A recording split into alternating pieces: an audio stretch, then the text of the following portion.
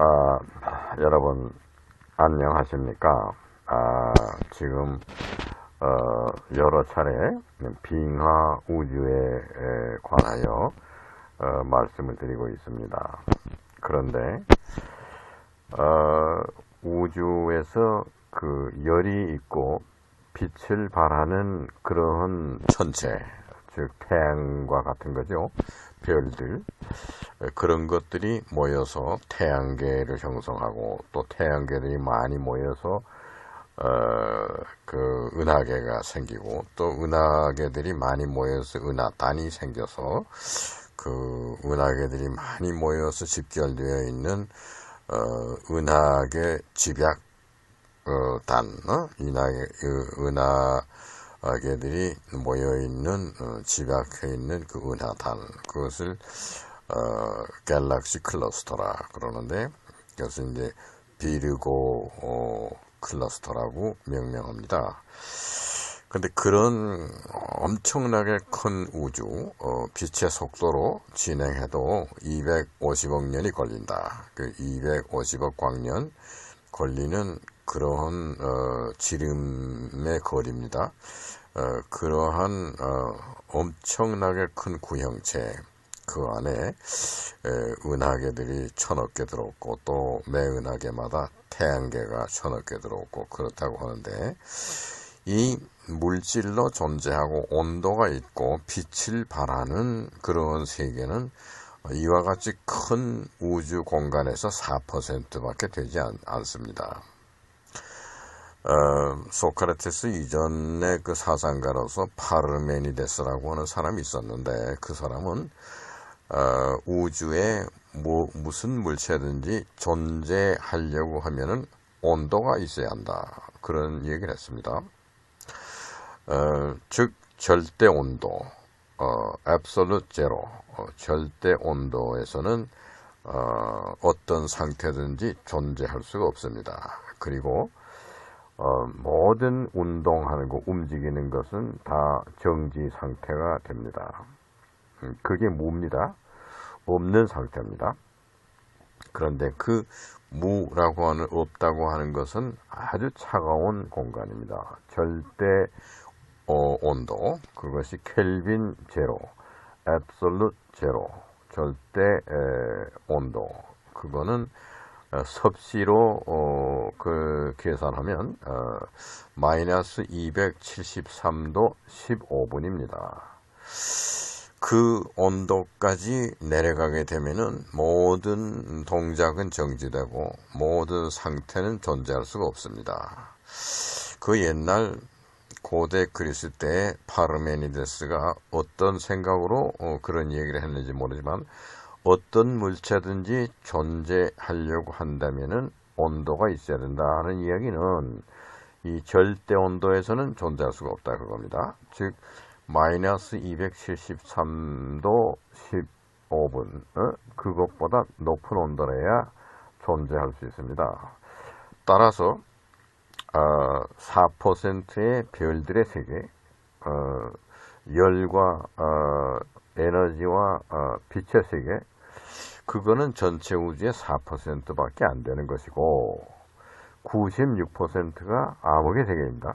그 암흑의 세계에서 어떻게 그 암흑의 세계는 존재하는가? 만일 그 암흑의 세계가 절대 온도에 도달한다 그러면 마이너스 273도 16분 섭씨로 계산해서 켈빈으로는 0도입니다. 켈빈 0도, absolute zero. 이러한 상태면은 암흑의 세계에서 어떤 것든지 존재하지 못합니다. 그런데 우주 공간에 무엇인가 존재하면서 암흑의 세계에 있다. 우리 지구에도 그런 존재들이 있습니다. 암흑의 세계에서 존재하는 게 있습니다. 그것이 박테리아들이고, 즉 우리가 빛으로 감광할 수 있는 파장, 그것이 나노 스케일로 460 나노입니다. 그 파장의 그 크기가, 파장의 넓이가 나노 스케일로 460 나노보다 작은 물체들은 빛에 감광이 되지 않습니다. 그러니까 암흑의 세계에 존재하는 겁니다. 그 중에 박테리아라든가 또는 바이러스라든가 그런 거 또는 효소 이런 것들이 무슨 호르몬 그 사람 몸에서 몸 안에 있는 이런 것들은 빛으로 감광이 안 됩니다. 그 광파에 그 감광할 수 있는 그 광파의 폭보다 작기 때문에 이것은 캄캄하게 어두운 암흑의 세계에서 존재하고 거기에서 살아가고 있는 미생물체들입니다. 이러한 것이 있습니다. 그러면은 그러한 것은 광학적인 카메라로는 그러니까 아무리 그 섬세한 현미경이라 해도 광파에 의해서 식별되는 현미경을 가지고서는 그 암흑의 세계에 있는 아주 작은 미생물들을 사진을 찍을 수 없습니다. 이와 마찬가지로 빙하우주에서 열이 없고 빛이 없는 세계, 암흑의 세계입니다. 그 암흑의 세계에 존재하는 존재가 온도가 있어요. 왜? 절대 온도보다 높은 온도가 있어야 존재합니다. 그래서 암흑의 물질이 존재한다. 그거는 절대 온도 섭씨 마이너스 273도 15분 그것보다 높은 온도라야 존재합니다. 또 암흑의 세계에서 암흑 에너지가 있다. 그것은 에너지가 있는 것은 움직이는 겁니다. 운동을 가능케 하는 겁니다. 그것도 온도가 높아야 존재합니다. 절대 온도와 같은 온도로서는 그런 운동은 정지해야 되는 겁니다. 그래서 암흑의 에너지가 존재한다 하는 것도 절대 온도보다는 높은 온도가 있어야 존재하는 겁니다. 다만 암흑의 물질과 암흑의 에너지는 빛의 광파로서는 식별이 안 되는 그러한 존재입니다. 암흑의 세계에 있지만은 그러면 빙하우주라고 하는 것은 암흑의 세계에 존재한다. 그 암흑의 세계에서도 존재하고 무엇인가 거기에서도 운동이 있고 거기에서도 무슨 사건이 벌어지고 예를 들어서 그 기체들이 액체화돼 가지고 액화 질소라든가 또는 액화 수소, 액체화된 수소 이런 것들이 호수처럼 출렁거리고 그러는 물과 같은 속성을 가지고 존재합니다. 그러면 그 얼음별이라고 제가 지난번 강의에서 말씀드렸습니다. 암흑 세계에 존재하는 또는 빙하 세계에 암흑과 같은 캄캄한 데 존재하는 얼음별 거기에는 그 온도가 낮으면 마이너스 150도 이하가 되면은 여러 종류의 기체들이 액체화하게 됩니다. 그래서 말씀드렸지만은 타이탄이라는 그 토성의 그 위성이 있습니다. 그 토성 주위를 돌고 있는 달이죠. 토성의 20개의 달 중에 하나인데 그 타이탄의 표면에는 지구의 카스피해만큼 그만큼 큰 호수가 존재합니다. 그 호수는 물처럼 출렁이는 물과 똑같이 보이는 그런 것인데 물이 아니고 액체화된 메탄과 액체화된 질소입니다. 그러면 그 빙하의 세계에서 온도가 낮아서 마이너스 섭씨 마이너스 150도 이하로 내려간다고 하게 되면은 거기에는 물만 얼어서 얼음덩이가 있는 것이 아니고 기체가 액체화돼서 존재합니다. 그래서 그 얼음 위에 액체가 존재합니다. 따라서 그 얼음별 표면에 지구에서와 같은 그 호수처럼 물이 있어서 출렁거리는 그런 액체 상태가 존재할 수 있습니다.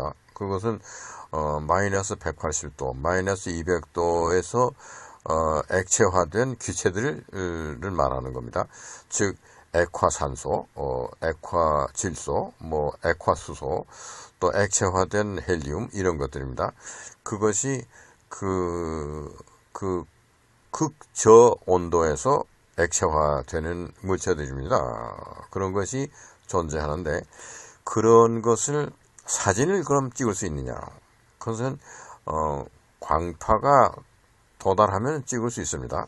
그런데 광파가 도달해서 거기에 열 에너지가 와 닿게 되면은 그 마이너스 250도 이렇게 내려가서 헬리움이 예를 들어서 액체화됐다 하는데 거기에서 온도가 조금만 올라가도 그 헬리움 다시 기체화됩니다. 액체화된 그 헬리움이 온도가 조금만 높아도 다시 기체의 그 모습으로 변합니다. 그것을 쉽게 말하면은 증발한다 그러죠. 그 액체화된 헬리움이 증발하는 겁니다. 또 액체화된 수소도 마찬가지입니다. 그 온도가 조금만 올라가도 그 수소는 다시 기체화돼서 증발하게 됩니다. 이래서 혹시라도 그 빙하 우주에서 온도의 변화가 있다고 할 때 마이너스 200도, 마이너스 150도 되는 그러한 그 얼음별이 존재한다 했을 때 거기에 액체화된 기체들이 온도가 조금이라도 상승되거나 변하게 되면은 수증기처럼 그렇게 기체화돼서 가는 것이 보일 겁니다. 즉 물이 온도가 올라가게 되면 수증기가 되는 것과 똑같은 현상이 그 액체화된 기체에서 벌어질 수 있는 겁니다.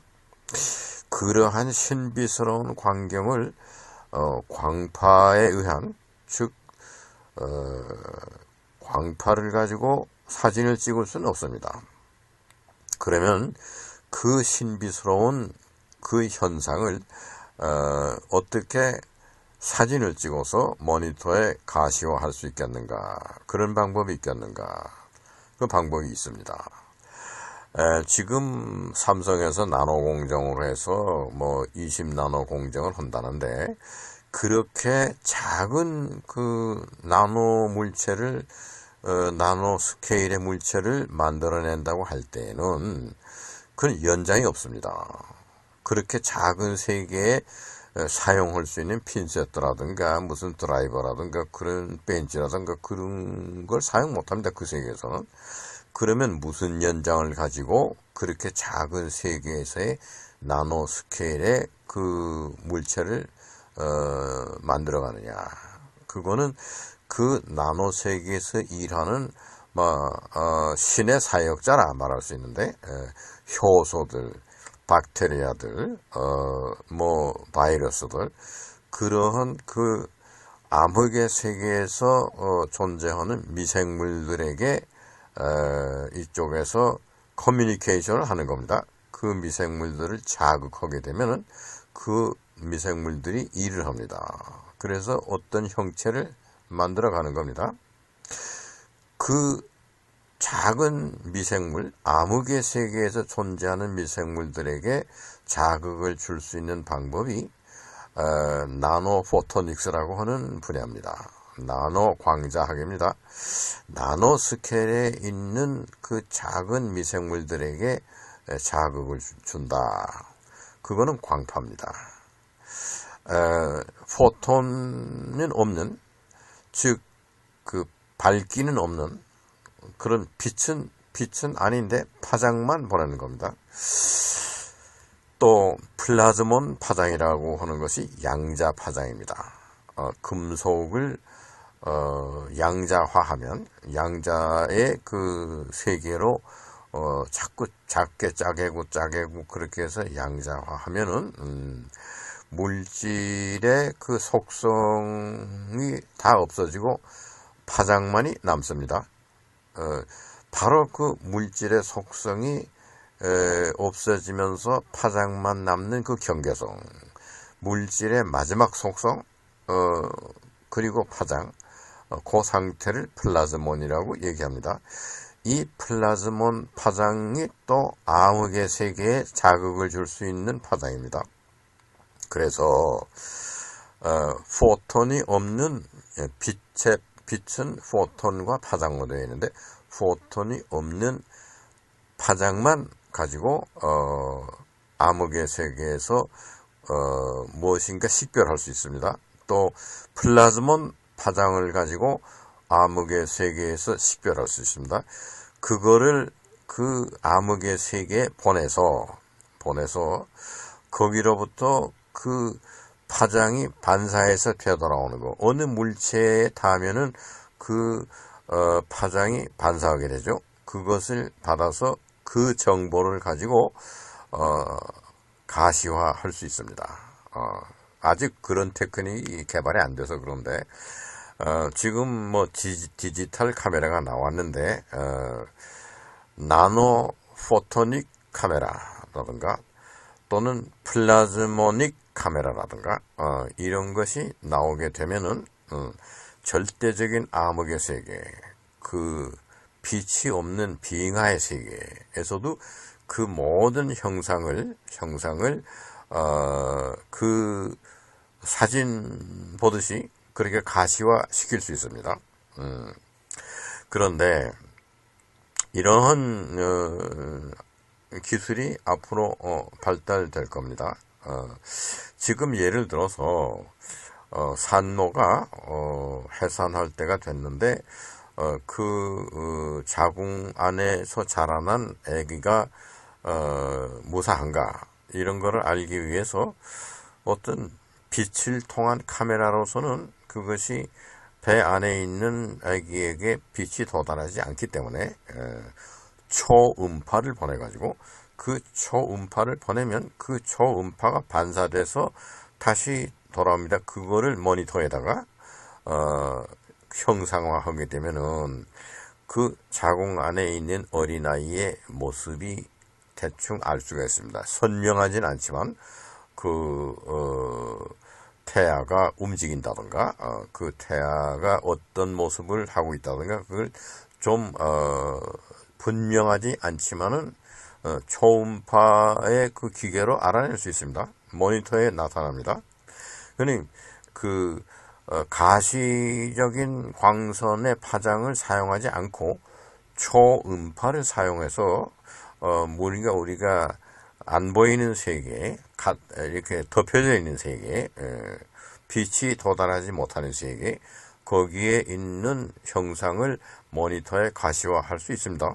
그것은 지금 다 오늘날의 기술이 할 수 있는 거고, 그 초음파의 형상보다 더 선명한 형상을 내는 것이 MRI라고 하는 것입니다. 자기 공명 이미지입니다. Magnetic Resonance Imaging. 그래서 MRI죠. 그거는 머리 두뇌, 뇌 안에 종양이 있는가 없는가 그거를 할 때 MRI로 뇌 안에 그 있는 물체들을 모니터에 가시화할 수 있습니다.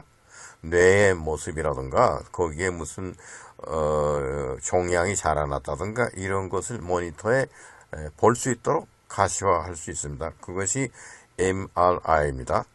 Magnetic Resonance Imaging. 그러면 플라즈몬도 그 표면이 플라즈몬 파장의 표면이 공명합니다. 자기력과 마찬가지로 그러면 그것은 플라즈몬 서페이스 표면 플라즈몬 서페이스 이미징입니다. 플라즈몬 서페이스 레조넌스 이미징. 플라즈몬의 표면이 공명합니다. 플라즈몬 표면 공명 이미징. 그러니까 플라즈몬 서페이스 레조넌스 이미징. 이거는 우리가 볼 수 없는 세계, 머리를 열어보지 않고 바깥에서 그 머릿속에 들어있는 뇌를 그거를 관찰하려면 MRI 방식이 있습니다. MRI는 초음파보다 훨씬 선명합니다. 그런데 흑백입니다. 그런데 플라즈몬 서페이스 그 레조넌스 이미징, 플라즈몬 표면 공명 형상화 이걸 사용하게 되면은 아주 칼라로 내 안에 있는 색깔까지 식별이 돼가지고 모니터에 가시화됩니다. 그러면은 산모가 자기 배 안에, 자궁 안에 태아가 들었다. 그거를 플라즈몬 그 표면 공명 이메이징으로 보면은 안에 그 태아가 칼라로 다 보입니다. 얼굴 표정까지 보이고 피부 색깔까지 다 보입니다. 이러한 암흑에 어머니의 그 모태가 암흑입니다. 거기에 빛이 도달할 수 없으니까 철두철미한 암흑 세계에서 그 태아가 자라나는 모습, 이것도 지금은 칼라로 가시화할 수 있는 그런 시대가 됐습니다. 그러면 플라즈몬 서페이스 그 레조넌스 이메이징 요런 거를 가능하게 할 수 있는 카메라를 만들어서 그 빙하우주 거기로 보내서 캄캄한 암흑 세계에서 이 플라즈몬 서페이스 레조넌스 이메이징이 가능한 카메라로서 암흑 세계에 있는 그 빙하우주의 모습, 아주 신비스러운 모습들을 다 사진 찍듯이 찍어서 모니터에 가시화할 수 있습니다. 칼라로. 캄캄한 것이지만 칼라로. 그러면은 예를 들어서 액체화된 수소의 칼라가 어떤 색깔이다. 또 액체화된 그 헬리움의 그 칼라가 어떻다. 뭐 예를 들어 잘 모르겠습니다만은 산소가 액체화된 거는 푸른색이다. 예를 들어서 또는 수소가 액체화됐을 때는 브라운이다. 그리고 헬리움이 액체가 됐을 때는 뭐 보라색깔이다. 예를 들어서 그렇게 그 기체가 액체화된 것마다 색깔이 다를 수 있습니다. 이것을 플라즈몬 그 서페이스 레조넌스 이메이징 방법으로 다 식별해 가지고 그것을 모니터에 가시화시키게 되면 아주 암흑에서 일어나고 있는 그 빙하 우주의 신비스러운 모습, 이것을 우리가 가시화해서 볼 수가 있습니다. 언젠가는 빙하 우주에까지 탐색선을 보낼 때 적외선 카메라나 그런 것만을 쓰는 게 아니고 플라즈몬 그 표면 공명 이메이징 할 수 있는 카메라를 실어서 그것을 빙하 우주의 세계를 보내서, 거기는 암흑 세계입니다. 캄캄한 암흑의 세계, 빛이 도달하지 않는 세계입니다. 그 암흑 세계에서 존재하고 있는 존재는 온도가 있어야 돼요. 절대 온도로 내려가면 안 됩니다. 그 절대 온도보다는 높은 온도 속에서 벌어지고 있습니다. 거기서 기체가 액체화된 모습, 또는 물이 그 극저온에서 물이 얼음으로 올 수 있는 것은 뭐 0도 이하죠. 마이너스 1도, 2도에서부터 물이 얼기 시작하는데 마이너스 250도 아니면은 그 절대 온도의 경계선 마이너스 270도 뭐 이런 다에 이러한 극저온에서 물이 얼은 얼음의 모습은 어떻겠느냐? 그건 다이아몬드처럼 빛나는 거냐? 수정 같은 모습이냐? 그 얼음은 아주 극저온에서 얼은 물의 얼음 상태. 또 그 극저온에서 그 물이 얼어있는 그 얼음 상태, 그 기가 막힌 다이아몬드처럼 빛나고 수정처럼 맑은 그런 거에 덮인 그 액체화된 기체, 액체 산소, 액체 수소, 액체 헬리움 이런 것들이 거기에 산재해서 물의 모습으로, 액체의 모습으로 흐르고 출렁거리고 이런 것이 그 수정과 같은 다이아몬드 같은 그런 얼음 위에서 흘러내린다. 뭐 이런 거를 비데오로 사진을 찍었는데 플라즈몬 서페이스 공명 이메이징 테크닉으로 찍었다. 이것을 다시 지구로 가져와서 모니터에 돌리면은 가시화할 수 있는 겁니다. 이런 이러한 세상이 곧 도래할 것이다. 그렇게 생각하면서 그 빙하 우주에 대한 탐구, 이것이 이제부터 빙하 우주를 탐구할 수 있는 그런 시대, 그런 에포크가 생겼다. 이렇게 오늘 이 강의에서 아주 확실한 신념을 가지고 여러분에게 말씀드리는 바입니다. 참고로 제가 이 특강 시리즈에 번호를 붙였는데 특강 51번입니다. 김정양 특강 51번. 그거는 암흑의 세계와 빛의 세계라는 제목으로 제가 오래전에 강의했습니다. 거기에 바로 이 암흑의 세계와 빛의 세계, 암흑의 세계에 있는 물질들을 어떻게 식별하느냐, 그런 말씀을 자세하게 드린 일이 있습니다. 그때 나노포토닉스 말씀도 드렸고 또 플라즈몬 파장에 대한 말씀도 드렸습니다. 지금 다시 말씀드린 것은 오늘날 개발된 기술, 플라즈몬 테크닉, MRI, 이러한 무슨 이메이징하는 뭐를 모니터에다가 가시화하는 이 기술이 아주 굉장히 발전했습니다. 이 기술을 가지고 빙하 우주 세계를 탐구하고 그 빙하 우주 세계에서 벌어지고 있는 암흑에서 벌어지고 있는 장황한 그 모습들을 언젠가는 모니터 앞에 가시화해서 우리가 그것을 보고 빙하의 우주가 어떤 것이냐, 그 빙하의 우주에서 어떤 일이 벌어지고 있느냐, 그 빛이 도달하지 않는 캄캄한 암흑의 세계에서 어떤 사건들이 일어나고 있느냐, 이런 것들을 상세하게 파악할 수 있는 때가 눈앞에 이르렀다. 이렇게 생각하는 바입니다.